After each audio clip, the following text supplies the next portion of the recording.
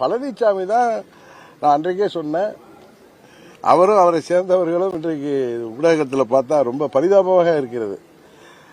புரட்சித் தலைவர் கண்ட அந்த இயக்கம், அம்மா அவர்கள் 30 ஆண்டுகள் கட்டி காத்த இயக்கம் இன்றைக்கு அண்ணா திமுகவை இல்லைங்கிற நிலைமைக்கு அது எடப்பாடி திமுகவாக உருப்பெற்ற பிறகு அவர்களால் மீண்டும் ஆட்சிக்கு வர முடியாது என்பதை தெரிந்து பழனிசாமி ஒவ்வொரு இடங்களிலும் அதோ பிள்ளையார் சொல்லி போட்டுட்டாங்க அப்படின்னு அவர் ரொம்ப புலகாங்கிதமிருந்து கத்துவதை பார்த்தாலும் அவரை சேர்ந்த சிலர்கள் விஜய்க்கு பவன் கல்யாணையும் அவர் யாரு அவருடைய சிரஞ்சீவி எல்லாம் கோடிட்டு இது கூட வாங்க வாங்கன்னு கூப்பிடுறது உண்மையிலேயே தமிழ்நாட்டு மக்கள் அதை பார்த்து நகைக்கிறார்கள்.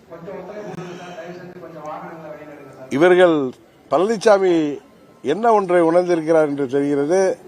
தன் தலைமையிலான கட்சி உறுதியாக இந்த தேர்தலில் வெற்றி பெற முடியாது.